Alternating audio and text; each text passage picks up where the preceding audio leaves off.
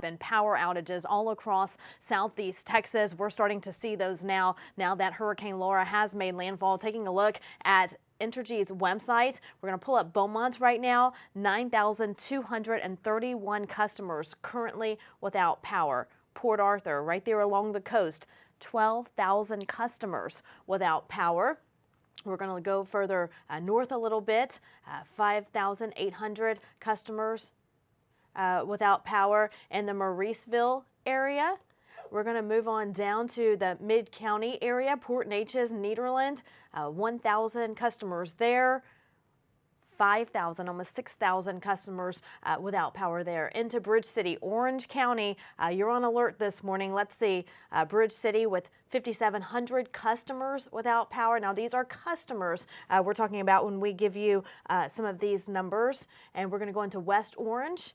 3,000 customers without power. And folks, you know that whenever you stay home and you're hunkering down and you're weathering out these storms, you know you're going to lose power. A lot of you may have generators. That's good news. We heard this week there were long lines outside some of the places like Lowe's, some of our stores, M&D Supply, trying to get generators before this storm. So we hope your generators are on this morning if you did stay home, because it's August in Southeast Texas. It's hot. There's mosquitoes. It's going to be bad for the next couple of days, maybe even weeks. But we do have Entergy crews on standby.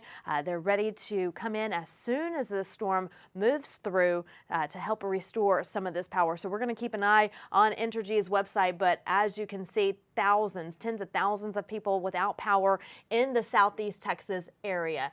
You can move on over into Louisiana and see, of course, Vinton and Lake Charles also without power this morning as that storm, the eye wall, makes its way through the Louisiana area. So stay with us if you want to look at your neighborhood to see what it's looking like there. But again, Mauriceville, looking at that number right now, 3,300 people without power, customers. And then again on Beaumont, 5,700 customers without power. Patrick Vaughn was just mentioning Beaumont may catch a break in all this when it comes to storm damage. That's good news, but we're still keeping an eye on Orange County, Mid-Jefferson County. We're watching you closely at this time because that storm is starting to push its way through, and we will keep you updated. Meteorologist Jeff Garver just now joining us as well. He's logging in, getting a handle on what's going on. Jeff, is there anything you can tell us right now? Right now, as far as Southeast Texas is concerned, the worst of it is right over towards Orange and heading up into, it looks like the southern. Okay, Jeff, I'm hearing we do not have a microphone on you right now. There we go. How about that? Go. Hello, good morning. Right now, as I was saying, the worst of it, what we're seeing is over towards Orange County, and then it's going to be creeping up along the edge of Newton County there, right along the Sabine River. And winds that we've been seeing are upwards of about 60, 70 miles per hour across Orange County, and looks like some of those are going to kind of translate up north. But now that the storm is literally starting to move on, it's completely on shore, it's starting to weaken. And places like Beaumont, we've been seeing wind gusts up around 50, 60 miles per hour, but that's about it. We're not going to see hurricane force winds in Beaumont, but 50, 60 miles an hour is enough to knock down trees, cause a lot of power outages. But the hurricane force winds that we thought could translate all the way over into the Beaumont area, that's not going to happen. Folks in Hardin County, Tyler County, you're not going to be seeing wind gusts upwards of hurricane force. You might see some tropical storm force winds. That's about it. I want to show you the current radar, and the center of the storm is actually starting to weaken just a little bit. Here's wind gust right now, and you can see 54 Beaumont, 66 Port Arthur. Not seeing anything on the wind gust as far as Orange. You can see up in Kirbyville, you're looking at a wind gust right now of about 50 miles per hour, at least what we had in the last hour or so. Here's a look at radar, and you can clearly see the eye. It's right over Lake Charles, and what you're looking for on radar is the orange and the red and the yellows, and that's where some of the strongest weather is. And definitely you can see some of the strongest of the activity is now moving out of the orange area. It looks like it's over there towards looks like Mauriceville a little bit, and then of course on the other side of Lake Charles, that's where you're really seeing some of the stronger winds and some of the heavy rainfall. Take a look at this radar. This is for the majority of the area, and we're talking about 98% of the area. We are getting moderate to light rainfall. We're not going to see 8 inches or 10 inches of rain. Those folks who are worried about seeing things flood out because of some very heavy rain, that's not happening. The heavy rain is right around the eye. As Patrick was saying earlier, this is a very compact eye, and most of the real strong weather is basically right near that eye, and it's not very far across. So looks like most of southeast Texas is going to dodge some of these strong hurricane force winds. Lake Charles have been getting pounded. They've been seeing winds anywhere between 100, 130 miles per hour. Right along that area there, you're seeing right in this part of the eye right in here, this is where all the real strong weather has been across parts of southwest Louisiana. This eye actually came at the last second, really kind of jogged a little, enough towards the east that it kept the serious winds. And when I'm talking about serious winds, I'm talking about 100, 120, 130 miles per hour off into southwest Louisiana. Now, we've caught some winds through Orange County, and now we're going to catch some winds probably right along the Sabine River going up into Newton County where we could see hurricane force. But the majority of the area is not going to see that across southeast Texas. Places Jefferson County, at least you can say, I wouldn't say maybe Port Arthur, they had some stronger wind gusts earlier, but right now Port Arthur winds are coming down. But from Jefferson County, Hardin County, Tyler County, Jasper County, we're not going to see those wind gusts up over hurricane force, which is 74 miles per hour. We're going to miss out on that. Now, we are getting tropical storm force gusts. We'll see wind gusts, especially as we go later on in the morning up towards the lakes area, maybe 30, 40, 50 miles per hour in some isolated cases. And that's enough to knock down trees and cause some problems with power outages and things like that. But as far as homes damaged and power poles down, we're not going to see that. We'll see maybe some power lines down and things like that, but widespread damage through the lakes area, it looks like that's not going to be happening, Vanessa. Hey, Jeff, it's Tracy now. Oh, Tracy, okay. We're changing all the time, right? Okay, so you had mentioned the Lake Charles area, Sulphur. I know we have some live pictures right here of Sulphur, Louisiana.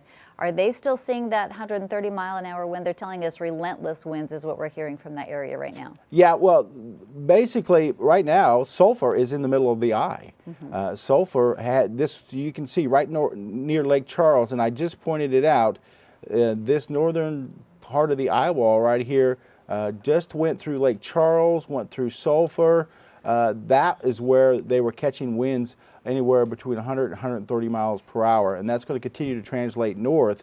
But that eye wall right there is starting to weaken just a little. It wasn't as strong as it was earlier, and then as it continues to go north, you're going to see those winds lighten up. But right in here, this is the eye of the hurricane right here, right over Lake Charles.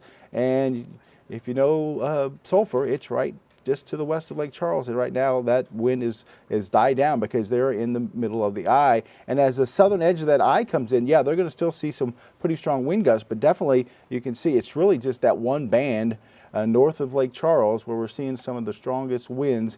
Now let's take a look at some wind speeds here if I can get it to come up.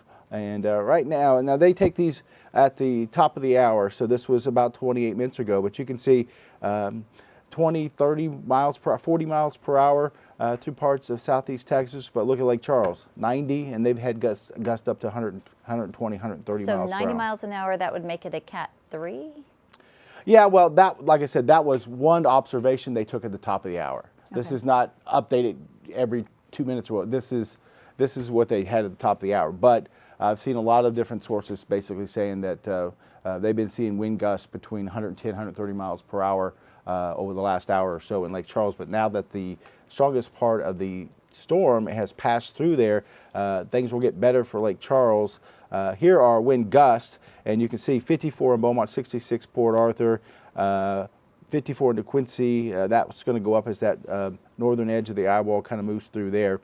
But southeast Texas, we'll see those 50, maybe 60 mile an hour gusts, but we're not going to see 100 mile an hour winds, 110 like they see once again on that northern part of the eye wall. And about how long, so these people that are sitting in this right now, who may have their cell phones still, are saying, how much longer do I have to endure this?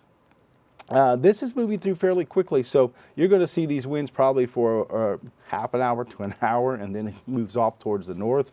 And excuse me, and it'll continue to move off towards the north. Let me see if I can pull this down here. And this is, like I said, the strongest part. To Quincy's just now starting to see the strongest part of the storm. And once again, as it's over land now, it's pretty quickly diminishing. Once we get the next update with Laura, we're not going to see those winds at 140 miles an hour. That's going to come way down on the next update as far as what they're looking at as far as winds. And it's, once again, this band right in here that is the strongest part of the storm right now, and it continues to diminish. And you notice as it goes north, it's going to clip little parts of Newton County right along the Sabine, and you're going to look at wind gusts possibly up over hurricane strength. 75 to maybe 90 miles per hour gusts. Those are going to be very isolated, but in general, you're probably going to be seeing anywhere from about 50 to maybe 80 mile per hour gusts, not sustained winds, but gusts, as this eye wall travels right up parts of southwest Louisiana, and that very western section of the eye wall, that northern part of the eye wall there, will clip little parts of Newton County. Yeah, Newton County probably wasn't anticipating that, were they? Well, I mean, before it got here, we were anticipating maybe 100, 110 mile an hour winds for most of southeast Texas. So, I mean, yeah, we were thinking that we were going to see hurricane force winds throughout all of southeast Texas. When even did that shift actually happen where it went back again? It happened last evening where it really kind of, instead of going northwest, it really kind of shifted a little bit more towards the north.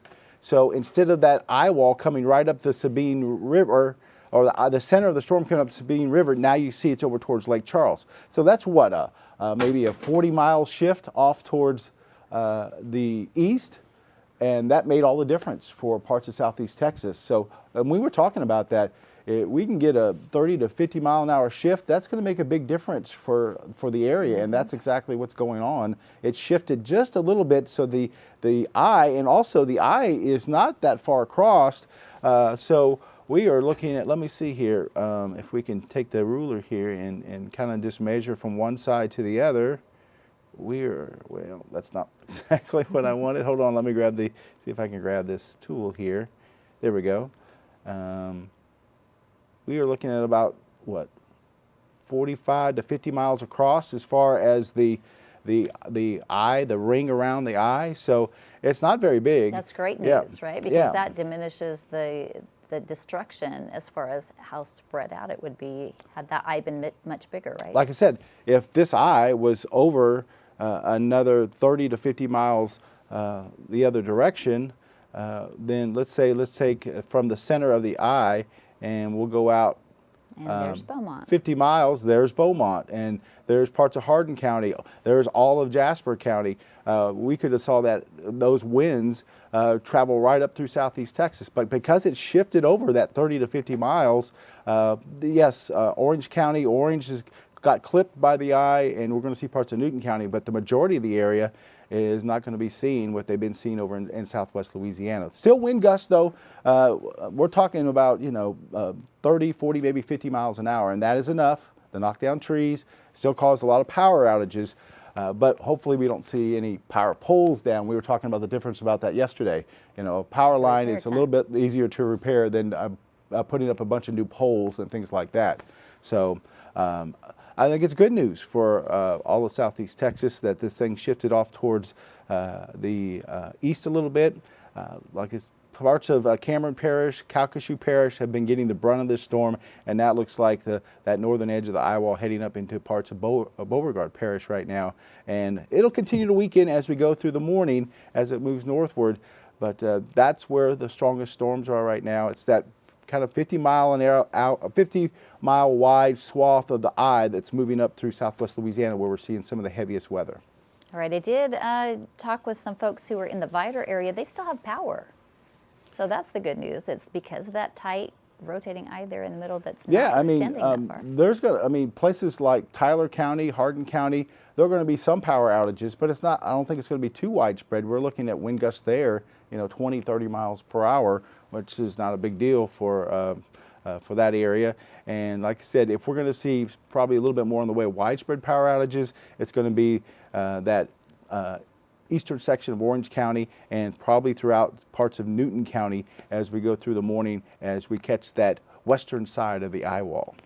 And we want to tell people too, even if you do have a lull in the storm, don't rush outside, because we do have these gusts that come up. Talk maybe the difference between the sustained winds that we're hearing or seeing in some of these areas, and then those gusts that just pop up that people may not expect, and that's when one of those weakened tree branches or something could, snap off at that moment. Yeah, I mean, look up towards, say, Kirbyville, where the winds are about 20 miles per hour. Now, as this eye wall, at least the western edge of it, moves up that way, you could see a wind gust about 40, 50 miles per hour, and that definitely could knock off a tree branch or something like that. So if you're standing out, hey, this is not too bad. You've got to watch for those gusts to come through, and they're going to be periodically popping up here and there, so you're not going to know when they're going to come through, but they will be coming through the area there. Right now, we're looking at winds right around 40 miles per hour throughout the triangle, so that's nothing to sneeze at there. That's causing some power outages, that's causing some limbs to be down, some fences are going to be down and things like that. But once again, yesterday at this time, we were thinking we could be into that eye wall where the winds would have been a lot worse and we saw a lot more damage. All right, our Kelsey Johnson standing by now with Jefferson County Judge Jeff Brannick, and I'm sure he's breathing a little bit easier this morning, Kelsey.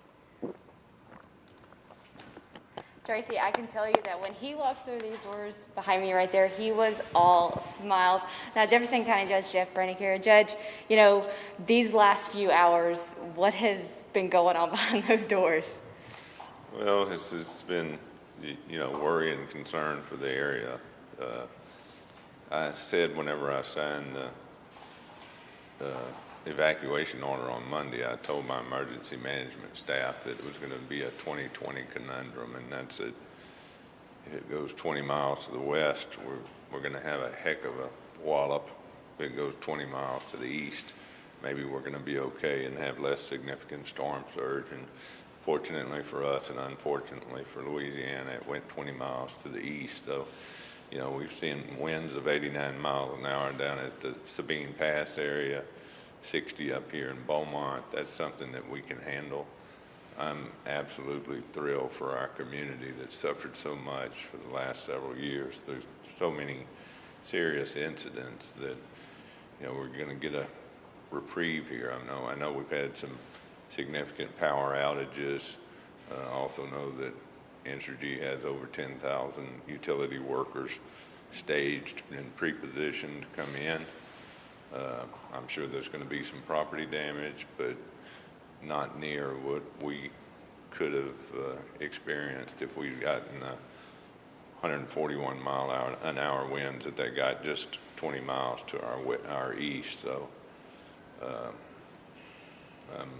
I'm happy for our community this morning. Definitely, definitely. So as we approach this 3 o'clock hour, 3 o'clock in the morning, what is maybe one of your greatest concerns that you're having right now? Just restoration of power. I think the property damage is going to be minimal. I hope that when we're able to get out, when the light comes and we're able to get out and assess the situation, that we're going to have fewer of our thoroughfares that are impacted by falling trees and things of that nature. So, I'm not even certain that we're going to have to execute any search and rescue operations, but that'll remain to be seen. Normally, when we do have people who are trapped or in need of search and rescue, we get calls to the Emergency Operations Center behind you. We've received no calls, and so that's a good thing. That's a very good thing. Judge, what's kind of then a message you want to say right now to the community?